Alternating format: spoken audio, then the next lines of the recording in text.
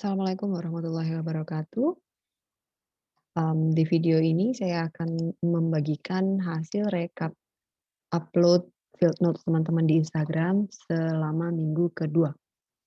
Jadi ini nanti, file yang akan saya share ke teman-teman dan bisa dicek.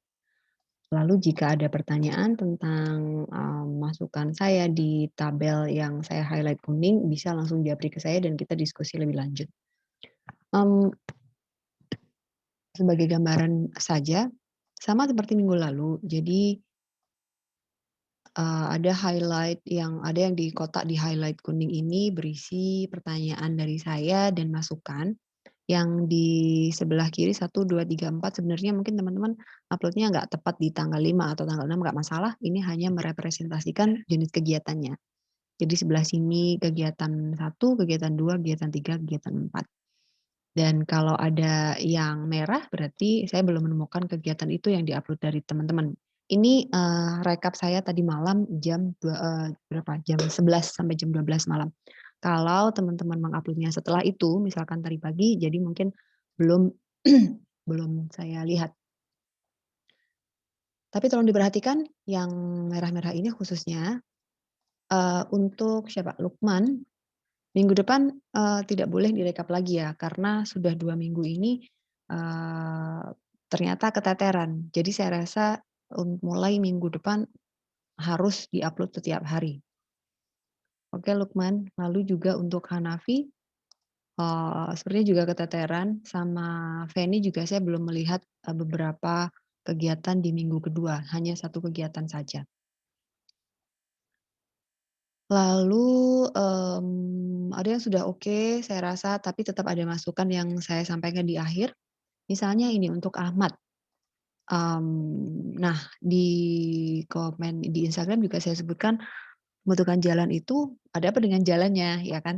Sebetulnya pertanyaan saya adalah di analisis masalah sepertinya tidak ada disebutkan tentang, yang, apa ya, tema yang berkaitan dengan fasilitas umum. Tapi di sini tiba-tiba ada pembentukan jalan. Jadi apa, korelasi antara, masalah, akar masalah dan penyelesaian itu belum terlalu kelihatan.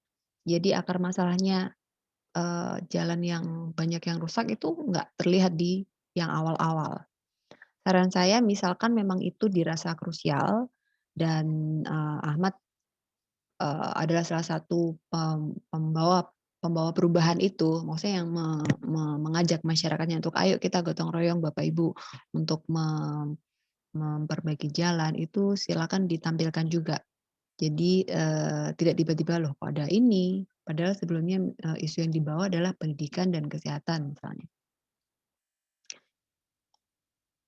Itu, lalu untuk Meilina, nah ini juga sudah saya berikan pertanyaan di kolom komentar dan sudah dijawab juga, tim terdiri dari siapa? Sepertinya, sudah dijawab dan terdiri dari, ini ya, remaja seumuran. Jadi bukan karang taruna juga kalau jawabannya seperti itu. Jadi sepemahaman saya dari jawaban Melina, timnya ini adalah, remaja seumuran yang tinggal di satu daerah dan kamu mengajak mereka untuk, "Ayo kita partisipasi, untuk masyarakat sekitar kita," gitu kan. Dan di komen saya di post keempat, ada salah satunya kegiatan apa yang paling memungkinkan untuk dilakukan. Jadi, saya melihat beberapa teman-teman, kegiatannya selalu ada pembagian masker dan pembagian hand sanitizer.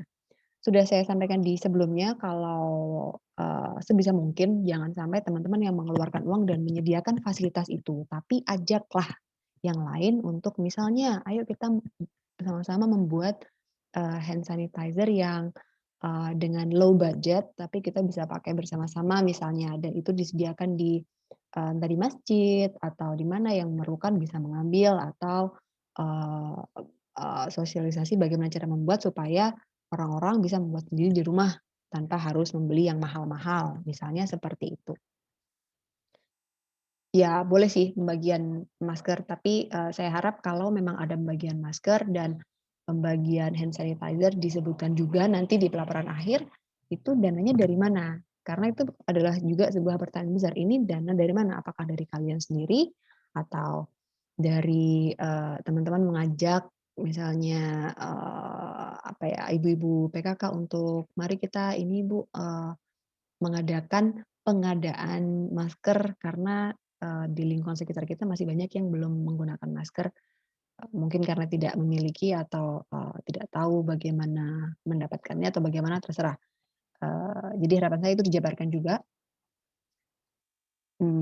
Lalu ini oh ya, untuk Meliana saya rasa, disebutkan juga sama Meliana bahwa ada pembatasan aktivitas ya selama PPKM ini dan itu di semua daerah sebenarnya terjadi, tapi memang ada yang lebih strict, ada yang lebih longgar. Kalau memang strict atau memang, sangat ketat pembatasannya, salah satu isu yang diangkat oleh Meliana saya rasa ada pendidikan juga.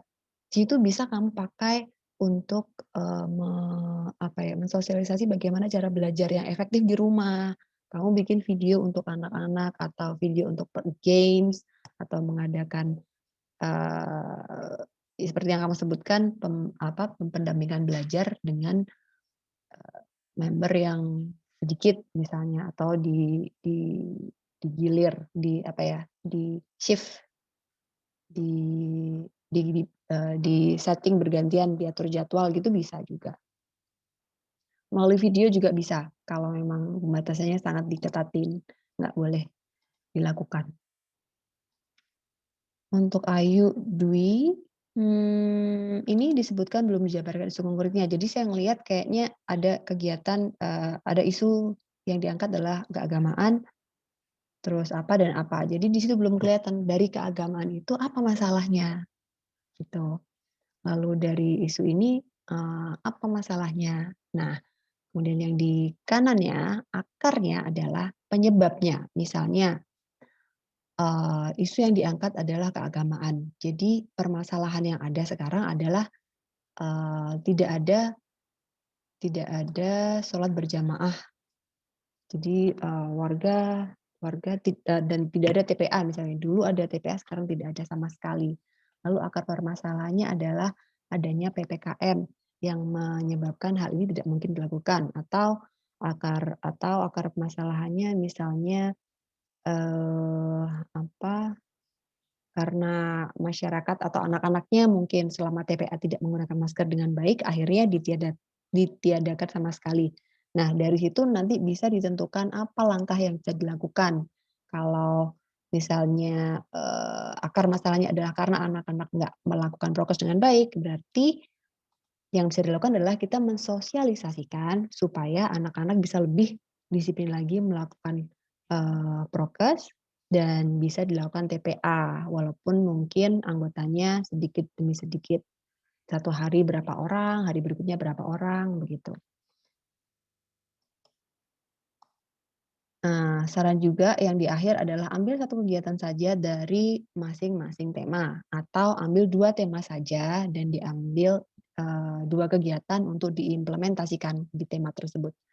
Jadi, ini juga salah satu hal yang saya lihat dari beberapa teman yang lainnya, untuk semuanya saja, mmm, ambil ambil, eee, kegiatan yang paling memungkinkan. Jadi jangan jangan terlalu banyak, karena kalau terlalu banyak juga apakah itu, yakin akan dilakukan dalam 2 minggu depan? Dan kalaupun bisa, takutnya malah teman-teman keteteran sendiri dan secara logika mungkin akan lebih baik jika kegiatannya itu fokus di satu atau 2, tapi ada proses yang jelas, proses persiapan yang jelas dan impact-nya juga akan lebih, besar daripada beberapa kegiatan tapi cuma dilakukan sekali, 2 kali selesai.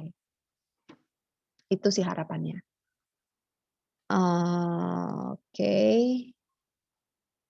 lalu ini sama dengan tadi yang atas ada juga tim pembuatan tim. Nah, tim itu dari mana timnya? Timnya terdiri dari siapa saja? Ibu-ibu PKK atau karang taruna atau bapak-bapak RT mungkin, itu mohon disebutkan juga. Jadi di sini teman-teman tidak hanya berlatih untuk, menganalisis masalah, mencari solusi, tapi juga bagaimana cara menyampaikan, solusi teman-teman itu. Nah, field notes ini nanti akan menjadi patokan teman-teman untuk membuat laporan akhir kan. Jadi sebaiknya dilatih dari sekarang untuk menyampaikan secara detail, eee, apa, komponen-komponen dari setiap kegiatan. Jadi analisisnya apa, dikonkretkan, ini, gitu. Lalu timnya, pembuatan tim, tapi timnya dari kalangan siapa saja. Lalu perencanaan, rencana kegiatannya adalah ini. Dipilih ini karena begini misalnya, ini paling memungkinkan, misalnya begitu. Itu, lalu satu hal, ini yang ingin saya ingatkan juga, jangan menunda upload di Rapel. Kemarin saya sampaikan di Rapel boleh, tapi ternyata semakin ke sini semakin kelihatan banyak yang keteteran kalau di Rapel. Jadi sebaiknya setiap hari di-upload sesuai dengan kegiatan, di buku panduan. Dan pastikan minimal ada 4 upload-an yang mewakili masing-masing kegiatan di setiap minggu, daripada nanti kurang kalau waktu pelaporan akhir ya. Lalu pastikan tagarnya lengkap dan ini juga tagar ini untuk memudahkan teman-teman semua, saat nanti di akhir ngerapel laporan di, LP2M. Jadi, untuk minggu pertama tagarnya ini, minggu kedua tagarnya ini. Masih ada yang, tagarnya kurang, khususnya KKNT Kristor Dharma minggu berapa, itu yang paling penting juga. Dan juga tambahan tagar dari, LP2M. Silakan dicek di Instagram-nya LP2M kalau teman-teman lupa selalu bisa dicek lagi. Oke, itu dari rekap saya. Lalu tentang kegiatan minggu ketiga. Nah, di sini, di buku pedoman KKN teman-teman bisa juga melihat lagi kalau lupa ya. Jadi minggu minggu pertama kemarin kan pemetaan wilayah. Jadi teman-teman menjabarkan, "Ini loh wilayah dampingan saya." Lalu minggu kedua tentang, penentuan isu prioritas dan menganalisis masalahnya, menganalisis, akarnya, dan memikirkan solusinya dan mulai pembentukan tim, ya kan. Nah, minggu ketiga besok mulai minggu ini, mulai hari ini sorry, kegiatan teman-teman adalah finalisasi perencanaan. Jadi kalau misal ada tim, silakan ketika, pembahasan atau rapat, entah itu rapat virtual atau rapat di, base camp-nya Karang Taruna misalnya, silakan dijabarkan juga, "Hari ini, rapat perencanaan tentang kegiatan yang mana," misalnya. Dan hasil dari rapat ini, kita rencananya minggu depan hari ini akan melakukan ini, dan yang harus disiapkan adalah bla bla bla bla, gitu. Jadi, sebaiknya biasakan untuk menjabarkan di field notes sekonkret mungkin, sehingga ketika menulis laporan akhir akan lebih mudah. Kegiatan satu, kegiatan 2, kegiatan 3, selanjutnya jadi minggu ini adalah finalisasi perencanaan dan konkretkan field notes-nya. Apa yang dilakukan, apa yang dibahas dalam perencanaan, apa yang dibutuhkan untuk apa yang perlu dilakukan. Misalnya sudah ada kegiatan yang bisa dimulai minggu ini, silahkan juga di-upload. Nah, saya rasa akan baik juga jika kegiatannya bisa dimulai di pertengahan minggu sampai minggu depan. Jadi minggu minggu awal ini untuk melakukan kegiatan di awal, lalu minggu depan untuk pengulangan kegiatan kemarin dan pematangan, rencana teman-teman. Sehingga ke depannya kegiatan itu bisa walaupun setelah KKN selesai, kegiatan itu bisa tetap dilakukan, bisa tetap, eee, berkembang di masyarakat. Karena tujuan utamanya memang seperti itu. Oke, jika ada pertanyaan teman-teman silahkan, WhatsApp saya di grup atau japri juga boleh.